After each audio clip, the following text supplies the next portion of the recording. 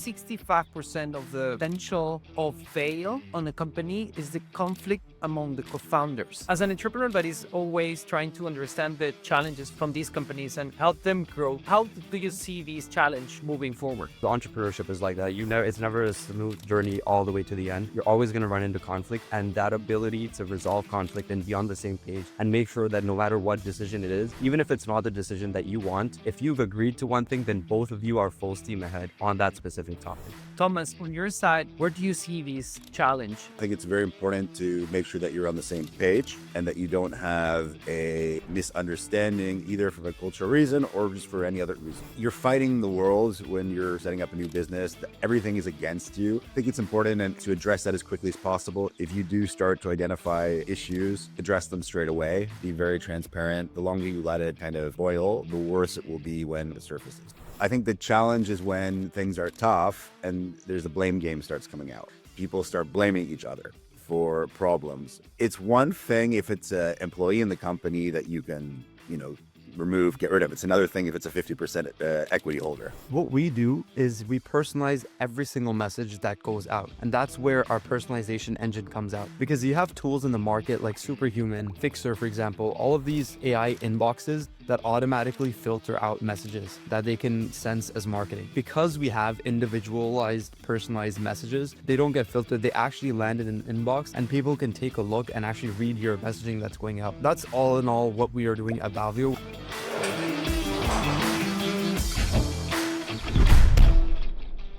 Hello and welcome to Pitch Lab, a podcast with a pitch, powered by Friends of Bata, where entrepreneurs from all over the world with different backgrounds, styles, and businesses share their failures and their passion for entrepreneurship and impact.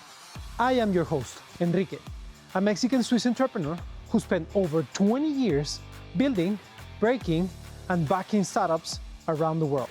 Pitch Lab is your safe space for honest and unfiltered conversations about what it really takes to build something from scratch, and to share epic failures and glorious mess, where Gen Z founders with fresh ideas connect with millennial entrepreneurs who have been through the trenches and they don't hold back. Today's episode is called Choosing the Right Co-Founder with Thomas and Adam.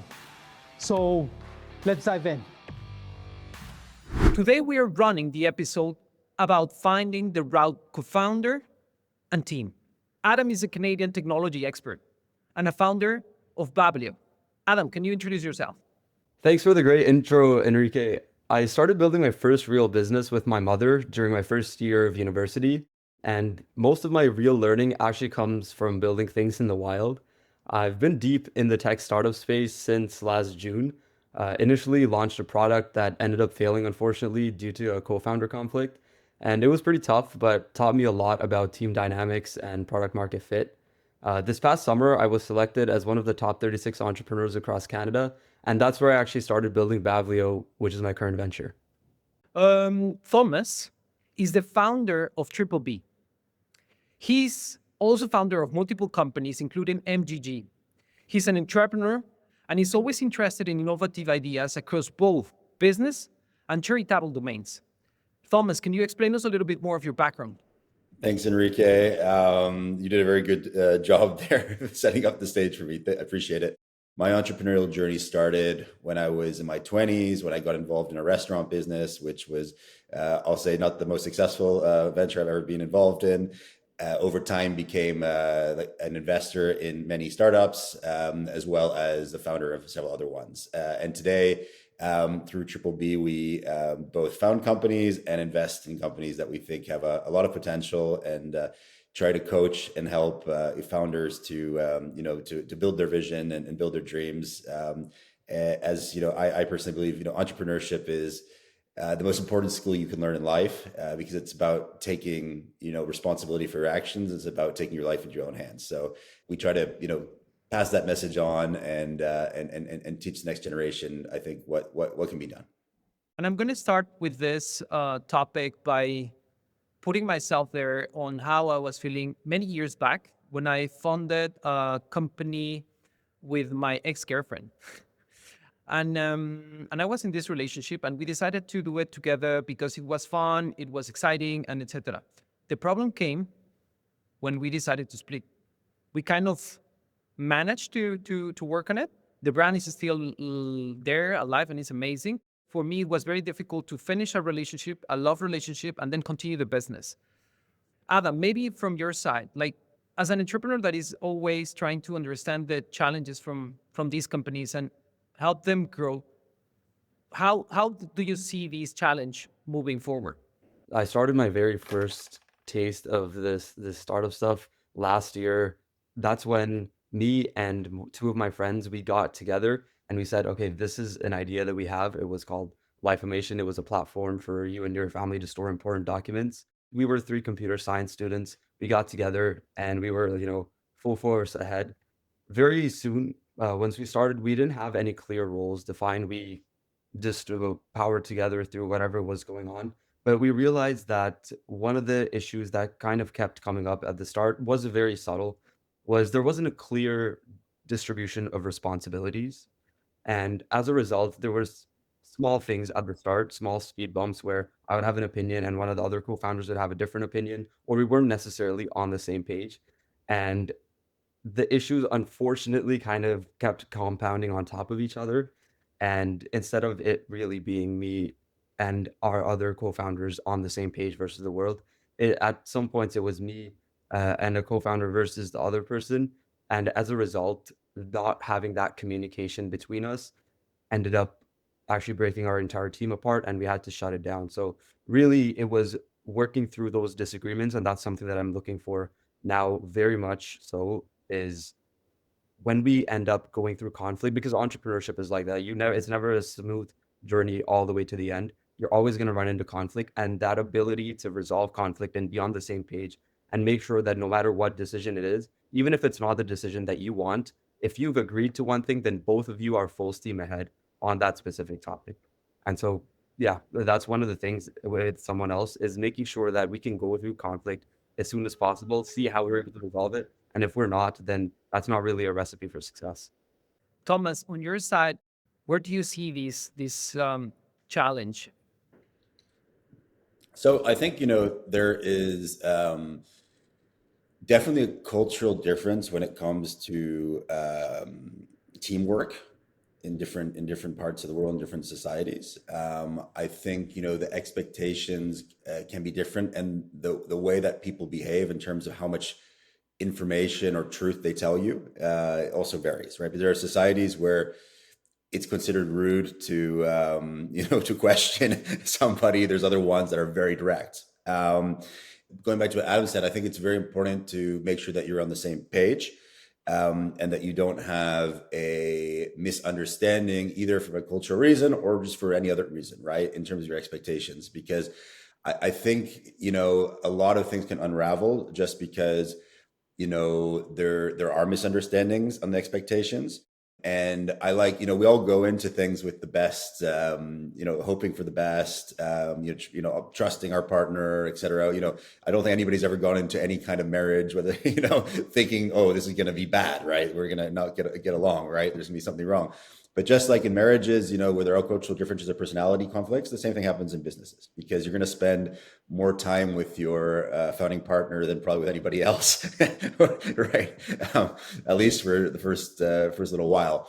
You're fighting the world when you're setting up a new business. Everything is against you. So the last thing you want to do is have internal conflict, because fighting between yourselves is just going to decrease your odds dramatically in a game that's already against you, right? So I think it's important and to address that as quickly as possible, not to let it linger. So if you do start to identify issues, address them straight away.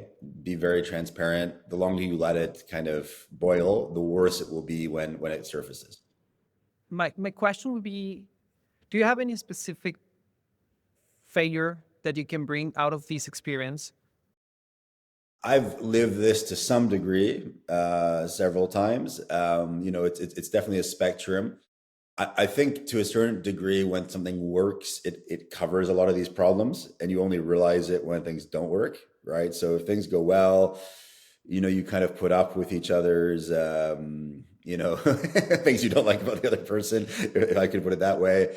I think the challenge is when things are tough and there's a blame game starts coming out, right? And people start blaming each other for problems. It's one thing if it's an employee in the company that you can, remove, get rid of. It's another thing if it's a 50% equity holder.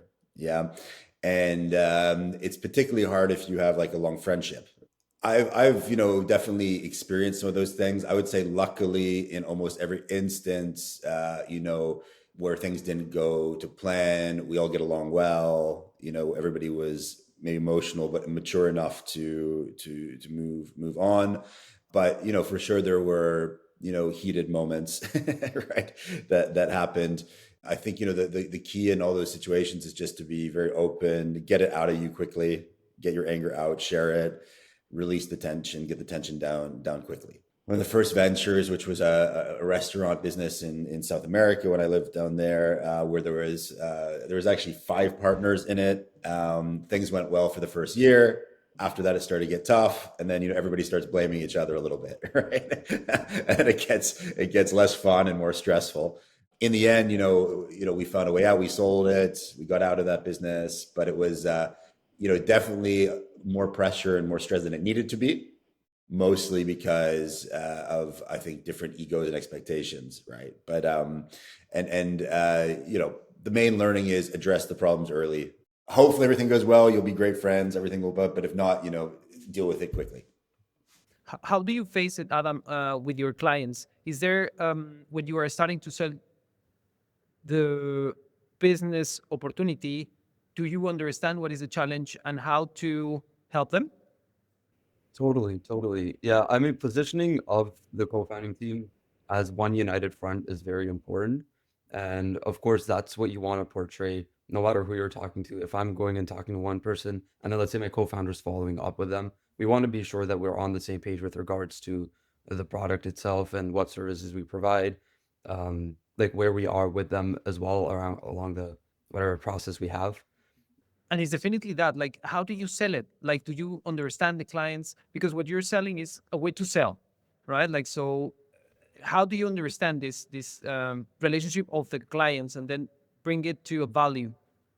Well, first of all, we're working in pilot with some people, and we want to be sure that our results are something that the person will have like derive value from. That's the main thing, right?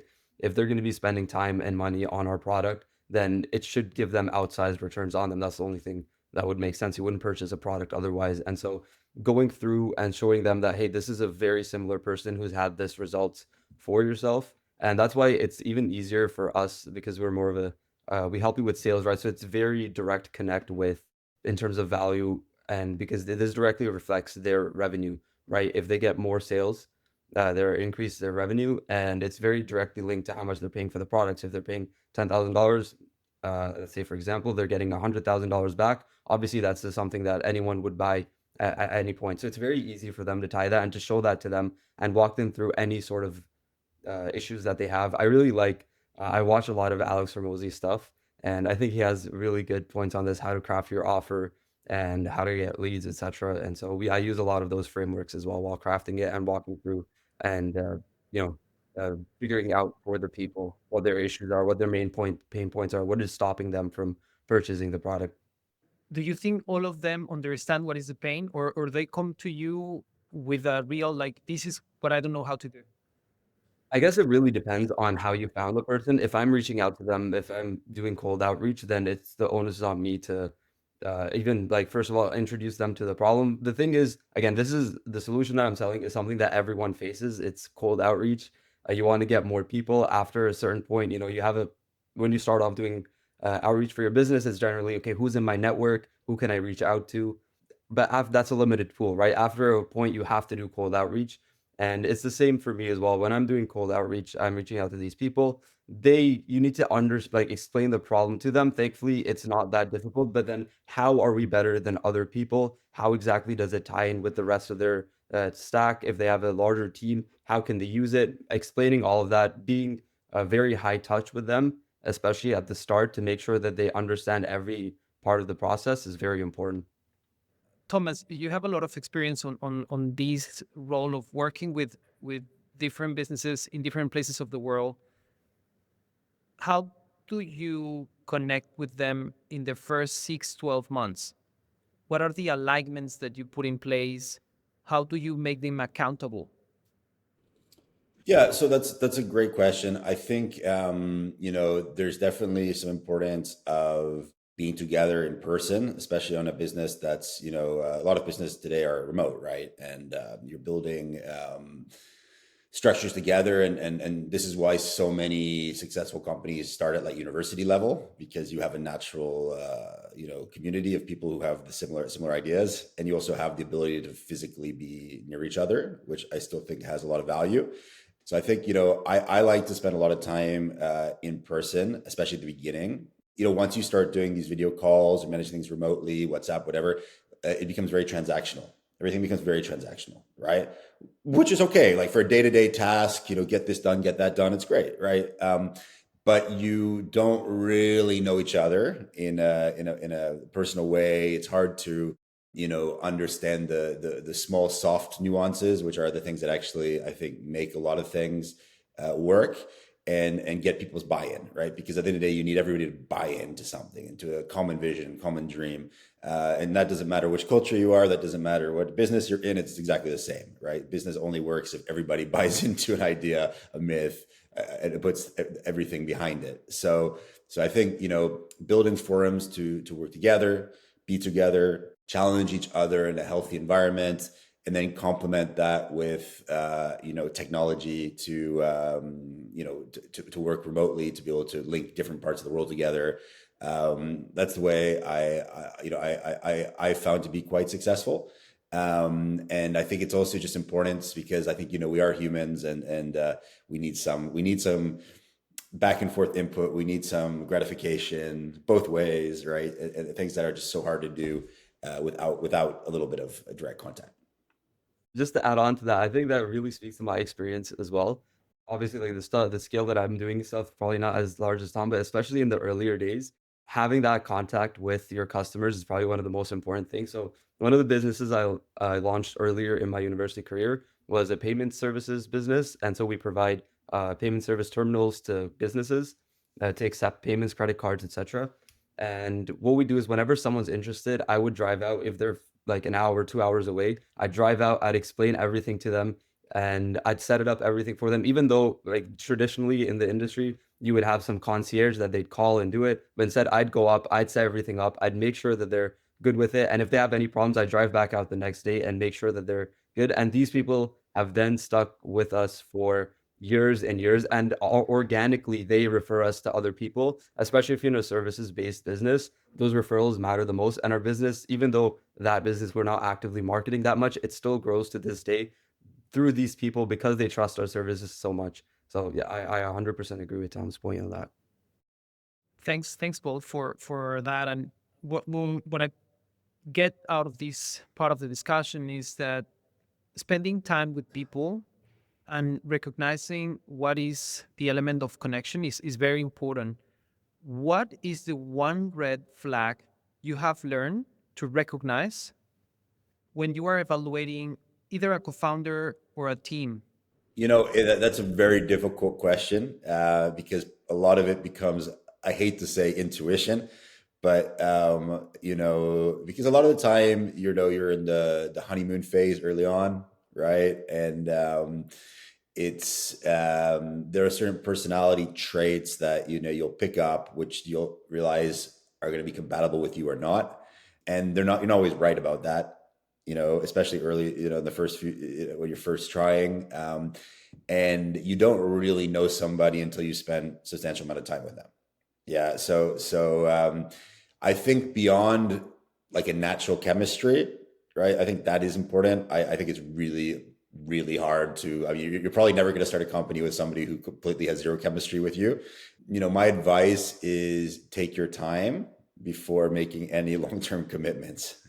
Yeah. So, take your time to get to know each other, work on the project together.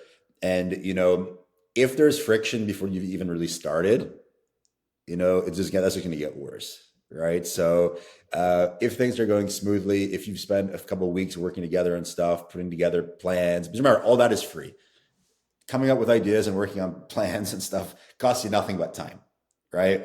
Once you put money, once you put a company, you set up a company, you need accountants, you're already committed, and it's much harder to change your mind. Yeah, so take your time, spend some time together, work on the plans together, see how the dynamic goes, and I think if you do that for I'm not saying you have to do it for forever, but for a couple of weeks, get things together, share your visions, get them together. I think you have a pretty good already, filter to see how things are going to go. Yeah, I mean, adding on to that, I guess what I look for initially are three things, drive, competency, and how you're able to go through disagreements. Because even for example, when you're in a relationship, most breakups happen around the 30-day mark and then the 2-year mark because they're out of the honeymoon phase. And now you can see and you get annoyed by the smaller things. And I think that's why one of the things I mentioned previously as well is try to go through disagreements actively, and that allows you to see if you guys can be together at your worst, because we're not, like, no one's perfect. I'm sure that I have a lot of things that people hate as well, but that's just part and parcel of life. You're not going to agree with everyone on every part, but if you can go through these disagreements and come out stronger on the other side, I think that's the most important thing. What will be your advice to people in this new generation building businesses? Now that things are so easy, now that we have AIs and we are working all the time remotely, and sometimes it's difficult, what would be your advice to them? Like, do they need to do a retreat?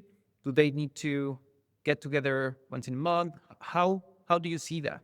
So listen, I think it depends what kind of business you have, for one. Here, assuming you're doing a business that's more tech orientated, I think you're absolutely right. I mean, you have an increasing number of tools which allow you to accelerate things, to skip a lot of what were previously very hard and expensive and slow processes, and get you to a acceptable level, commercial level, very fast, right? Whether that's photography, video, all these kind of things. Just imagine you were setting up any company that required a website, an app, anything like that. Those were expensive, long things that required specialists to do. Today you can do that all with AI tools very, very easily.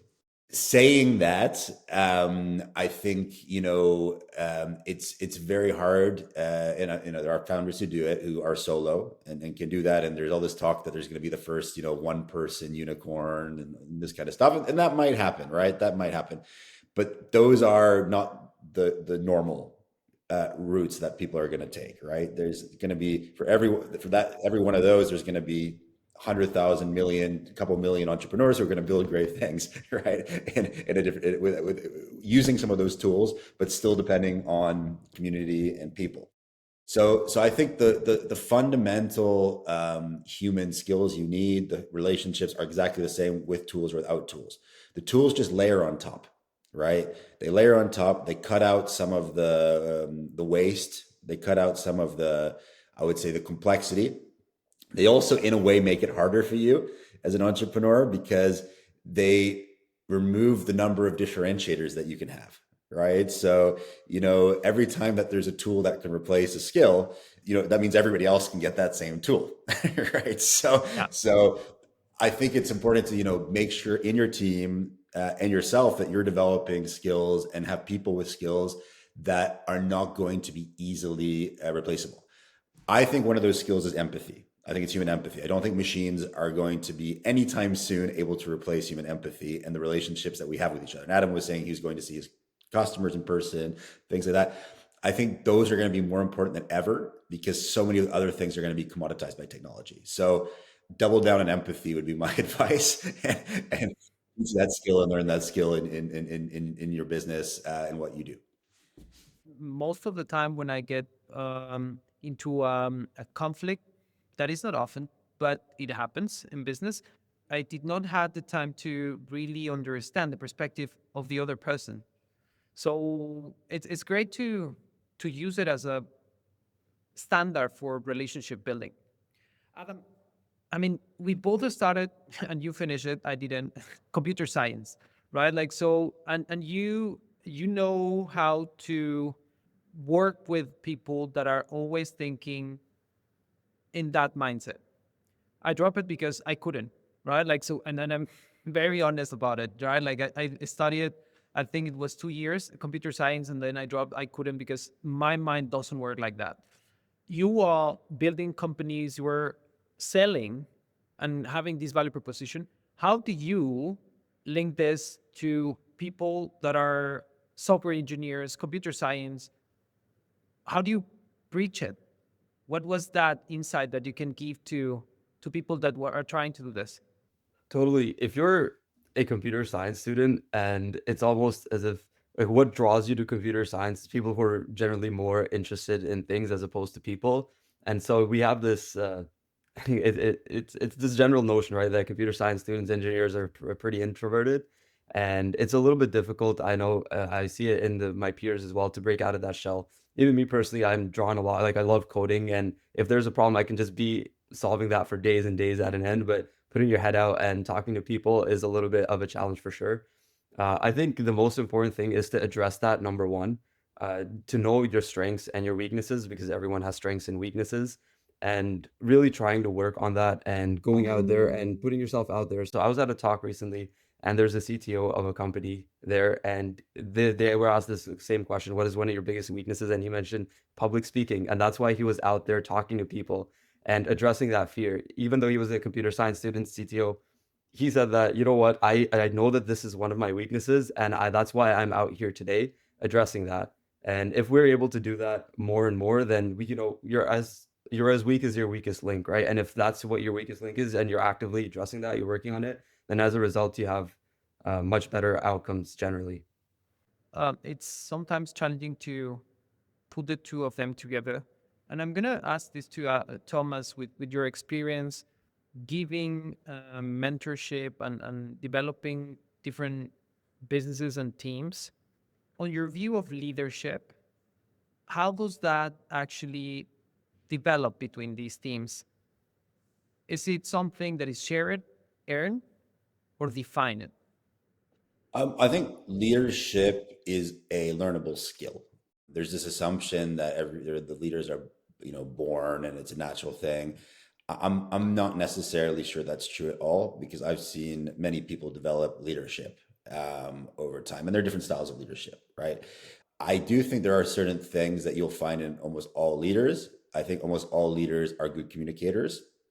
Once again, that doesn't mean they're all great orators. You can communicate by writing. You can communicate in different ways. There are people who are extremely good at writing memos to their team every week and keep everybody aligned. So there are different ways of communicating, but that is a crucial skill of leadership.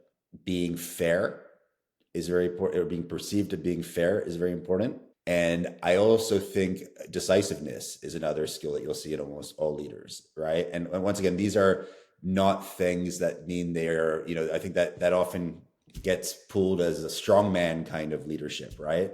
But being decisive and being nice and empathetic are not mutually exclusive concepts. They're very, they can be very, very, very inclusive, right? So I think those are all traits that you'll find in good leaders, regardless of their background, regardless of whether they're more introverted or extroverted. Probably the extroverts have a little bit of an advantage in the modern world over the introverts, just because our system is very much built to favor them, and introverts have to maybe work a little bit harder. But I think they are very much learnable, and you will at some point, if I think need to master these skills to be successful in whatever you do, right? Not just business, but in other things as well. Without more, I'm going to invite you, Adam, to do your pitch. So it's your time to shine. Remember, you have a few minutes, and then later, Thomas is going to give you straightforward feedback. So go for it. So you did an amazing job introducing us at the start. And since our audience is going to be filled with founders, what we're building at Bavlio is going to be especially valuable to them. Now, as a founder, what is the process of building your startup? The very first thing is coming up with an idea, of course. Once you have an idea, you go out and look in your network of people who would be potential customers, pilot customers. You pilot out your thing with them, you make sure your product is up to par, and then you reach out to other people in your network. You see who would find value from your product. You ask your pilot customers if there's other people who they think would benefit from your product. The thing is, your network is limited. Their network is limited. After a certain point, you have to rely on cold outbound. And what is the cold outbound process looking like? You have to go on Google, you have to make these searches, you're looking at LinkedIn, you're trying to find your ideal customer profile to build up a list of people to reach out to. Once you've built up a list, the next step is obviously actually sending them the messaging. You can either blast a generic template to 1,000 people, or you spend time personalizing messaging. When you're starting off, especially, what you want to do is personalize messaging. What is the trade-off there? Is personalizing a message takes up 20, 30 minutes of your time potentially. Because what are you doing? You're taking a look at their LinkedIn page. You're trying to really learn who the customer is so you can speak to them, right? You want to find uncommon commonalities between yourself and each prospect. Like maybe I went to this incubator, they also went to this incubator. Maybe I support this football team, they also support this football team. Something that you can connect to them with, right? Now, once you have that messaging, then you figure out, okay, do I want to give them a call? Do I want to send them a LinkedIn DM? Do I want to send them an email? Generally, it's an email that you're sending out. All of this takes up a huge amount of time. I'd say even more than 50% is what you're doing instead of focusing on your product and iterating that and building up something that has more features, which is what you should be focusing on. Instead, you have to go out and spend a bunch of time on outreach process. Now, since I've built multiple startups in the past as well, this has been an issue every single time. And that's why we came up with Bavlio. Essentially does every single part of the process, from prospecting, so finding the people, to personalizing the messaging, to sequencing as well, all of it in one platform. We have a master inbox that connects to your LinkedIn account, that connects to your email address. We're introducing phone messaging as well into that to have a singular place where you can see how well your campaigns are doing. What is the benefit of using us over someone like Apollo, for example? What we do is we personalize every single message that goes out. And that's where our personalization engine comes out. Because you have tools in the market like Superhuman and Fixer, for example, all of these AI inboxes that automatically filter out messages that they can sense as marketing. Because we have individualized, personalized messages, they don't get filtered. They actually land in an inbox and people can take a look and actually read your messaging that's going out. That's all in all what we are doing at Bavlio. We really want you to think of it not as another tool in your stack, but we're replacing all of these tools like Clay, Apollo, Hunter.io, etc., and just have a single source that connects with your existing CRM for top of the funnel outreach. So I think the pitch structure overall was good. I understood very quickly what you're doing, which is very important. You wouldn't believe the number of pitches where after 5 minutes I'm like, "So what's your business?" so I understand your you identified the problem. Explain to me, what Bavlio does, what your product's called, how it works. I would say what I would like to know more about or understand more in the pitch, and I understand it was not a long time, but I think is what is defendable about Bavlio? What's different? Because you're not the only person who has identified this problem. So what is defendable? What is different? How do you monetize it? And then I would say third of all is kind of a quality control on how you can deliver something of a quality, because it's a great idea. But there's also fatigue of communication on all channels, right? And so if it's not perfect, if it even smells of automation or spam, you're going to be blacklisted. You're going to be the rest of it, right? And people will pick up on that very quickly.